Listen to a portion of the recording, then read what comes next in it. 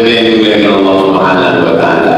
Maka dalam Islam itu ada namanya zakat, ada namanya infak, ada namanya sedekah, ada namanya wakaf, ada namanya wasiat, ada namanya hibah, ada namanya ghanimah. 7 pintu, 7 ini kita isi. Alhamdulillah, saya setelah mendengar ceramah Pak Ustaz tersentuh hati saya. Terus gimana Pak Haji? Maka buku yang ada di seberang masjid saya wakafkan untuk Masjid Baitur Rahman. Amin. Masjid mana Pak Haji? Masjid Baitur Rahman lah. Rukunya di mana? Di sebelah selatan. Oh, ruku siapa Pak? Saya tidak tahu ruku siapa. Mana bisa mewakafkan ruku orang? Syarat wakaf itu milkun tam, kepemilikan penuh. Tapi kalau bentuknya wasiat, pengurus masjid jangan bangga dulu. Apabila seseorang setelah mendengar tausiah Ustaz subuh kemarin di Masjid Rahman, Allah jamaah kita, dia itu kemarin sakit Pak Ustaz, lalu aja sehat.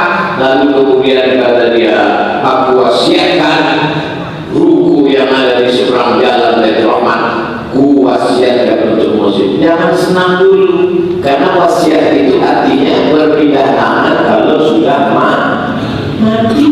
Oh gitu dia wasiatkan, tangan mati. Pengurus pun susah mendengar berita. Apa kabar Pak Haji? Tanya istri. Sehat Pak. Astagfirullah. Apa yang kita dapat ini? Itu beda wasiat sama hibah. Tapi kalau hibah itu ruku yang ada di seberang, aku hibahkan, langsung beralih pindah tangan, bawa ke kantor Badan Pertanahan Nasional BPN, lalu kemudian diropaklah. Saya sudah ke kantor Kanwil BPN, kata Pak Kanwil BPN, ada skala prioritas untuk wakaf 2. Yang pertama, tidak nunggu ngantri. Kalau Masjid Baitur Rahman mau mengurus tanah wakaf, pengurusan suratnya tidak pakai nomor antrian, langsung masuk ke depan. Yang kedua, pengurusannya gratis. Dulu saya ceramah di Masjid Raya paling tua di kota Pekanbaru, dibangun tahun 1762 oleh Sultan Abdul Jalil. Pas sedang ceramah malam habis isya, beberapa orang. Bapak dari mana? Kami dari kantor Kanwil Badan Pertanahan Nasional. Ada apa Bapak malam-malam datang ramai? Malam ini adalah ulang tahun BPN, maka semua pegawai BPN saya ajak ke masjid Pak Ustaz. Saya mau kasih tahu kepada pegawai merayakan ulang tahun bukan dengan nyanyi-nyanyi, bukan dengan musik-musik, bukan dengan ketawa, tapi kita isi dengan pengajian. Wah, tapi Pak Kanwil, ya, Bapak dari mana? Saya dari Aceh Pak Ustaz. Begitu banyak orang Aceh ulang tahun. Bapak dari sekitar 6-7 tahun yang lalu. Sekarang di mana Bapak itu? Tapi kenangan itu berkesan ke saya. Kenapa? Di bawahnya pegawai-pegawai pertanahan. Begitu di bawahnya dia kasih tahu pegawai. Oh, saya kasih cerita tanah. Kita diciptakan dari tanah, hidup di atas tanah, menjadi pegawai BPN urus tanah, akan mati di dalam tanah, dimakan cacing tanah. Saya begitu, saya paling mantap dalam dikasih tahu. Apa ini dimuliakan Allah Subhanahu wa Ta'ala. Makanya kalau ada jabatan, ada kekuasaan, dipakailah menolong. Diingat orang kita sampai mati.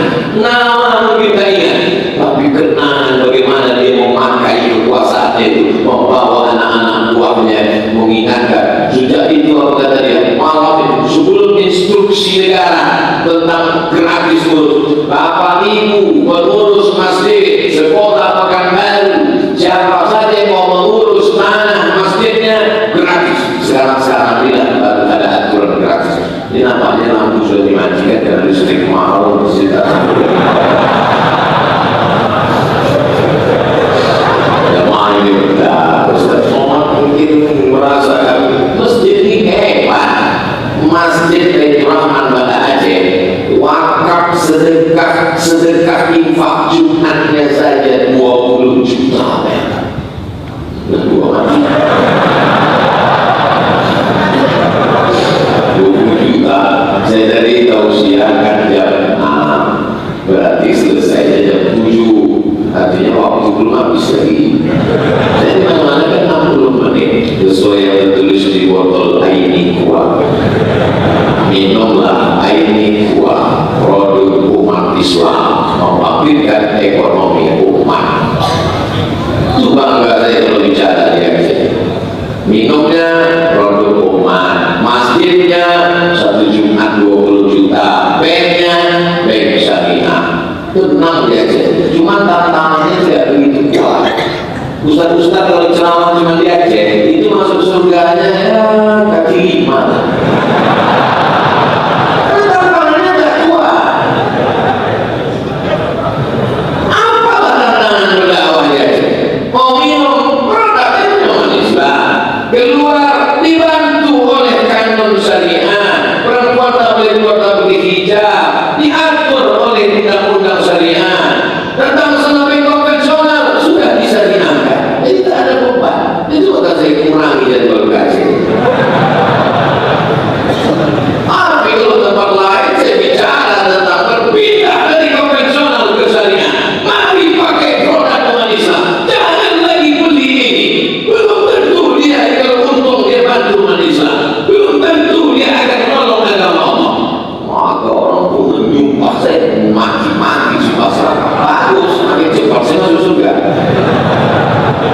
Memang diberikan Allah Subhanahu wa Ta'ala menjadi orang Aceh itu keberuntungan.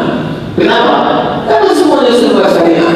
Tapi menjadi orang Aceh juga tanggung jawabnya besar. Kalau ada orang Aceh yang tidak bersyariah, itulah yang paling pertama